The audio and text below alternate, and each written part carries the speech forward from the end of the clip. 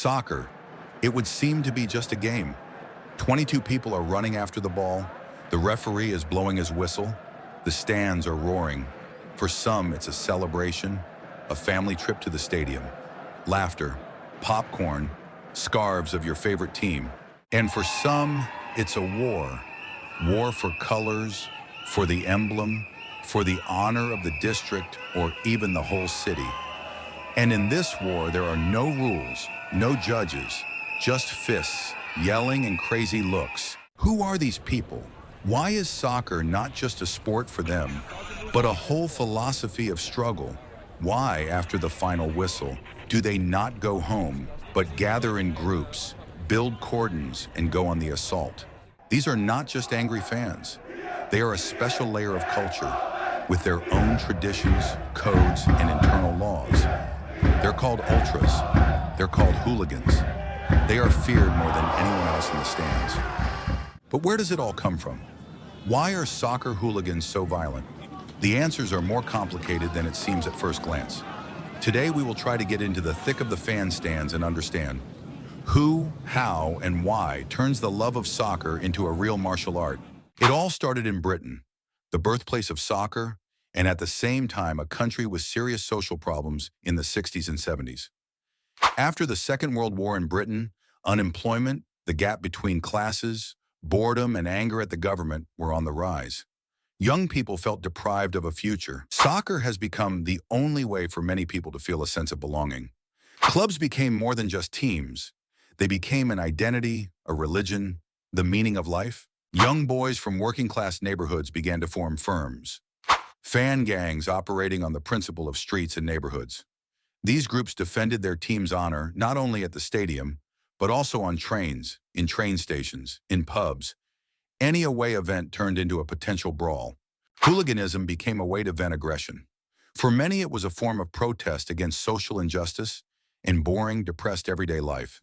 The game became the backdrop, and the main thing happened around the stadium, in clashes and demonstrations of strength. In Italy, a special culture of fans emerged, ultras. They did not just cheer, they organized themselves, had leaders, flags, even political slogans. Ultras were often associated with extreme right-wing or left-wing movements, participated in protests, and could influence public opinion. Some ultras saw themselves as fighters against the system and the stands as their fortress. In poor areas of Brazil, soccer is often the only way out of poverty. Every boy dreams of becoming the new Neymar. This creates a hyper-value of victory, where defeat is almost like a personal tragedy. The authorities and the police are often perceived as enemies. Aggression at the stadium is a form of release of accumulated tension. Sometimes fans express their protest against injustice and poverty through violence. In conditions of poverty and crime, fan groups, also called torcidas organizadas, become a second family. Loyalty, strength, aggression are valued. They fight to the death for their own. The feud between fans of, for example, Flamengo versus Fluminense is a cultural phenomenon passed down through generations. For some, it is a war of identities, not just supporting a team.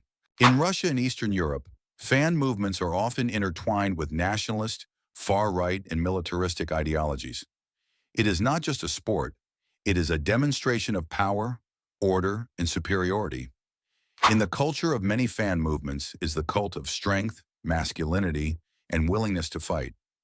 Participation in mass fights is like an initiation ritual.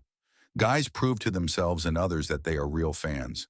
Unlike spontaneous fights in the West, in Russia and some CIS countries, fans organize contractual fights in forests, according to the rules, with equipment. These are combat tournaments, almost like medieval duels. Sometimes fan associations are forms of resistance to politics. Young people who don't believe in the system express their discontent through aggression and clashes with the police. It's a form of anarchist outburst. In Argentina, soccer is not just a sport. It is a sacred ritual that unites poor and rich, old people and children. For many, especially in poor neighborhoods, the soccer club is more important than family, work, and even the law. Fans call their clubs la pasión, the passion, the meaning of life. It is an emotional addiction where victories and defeats are felt physically. The so-called Barras Bravas are not just rowdy fans. They are organized, semi-structured gangs that run the fan life of clubs. They control sectors of the stadium, sell tickets at a markup, extort money from clubs for support, can pick fights or even murder for status. They act as street armies demanding respect and strength. Sometimes they cooperate with politicians, security guards, or police, all for the sake of influence. Very often, Barras Bravas are formed by families. Fraternity, loyalty, and family honor are key values. A boy can be brought to the sector at the age of 5, and at 15 he is already involved in mass fights with fans of other clubs.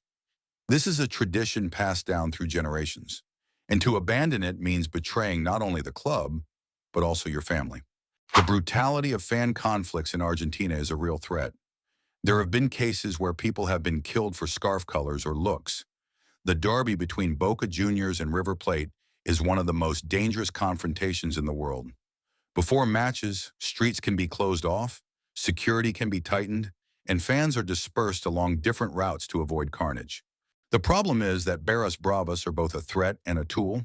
Politicians use them as street power. Clubs are afraid of losing support, and the police often just cooperate to avoid a riot.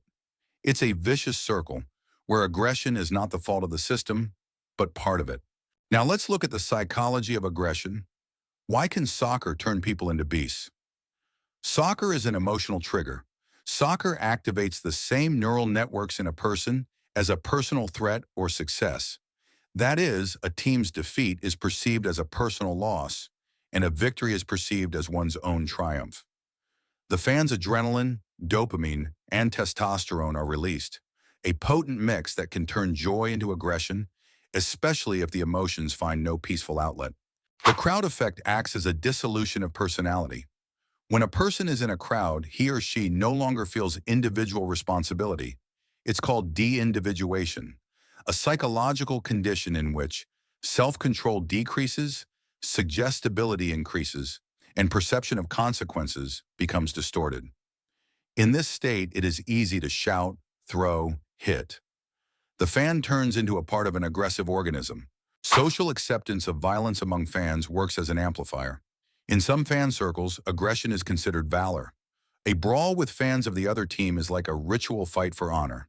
It is not spontaneous behavior, but a socially approved ritual within the group. For younger members, it is a way to prove their loyalty. For leaders, it is a way to consolidate power. For some people, being a fan becomes the core of their personality. When a person lives for a soccer club, his emotions, status, and self-esteem are directly influenced by the game.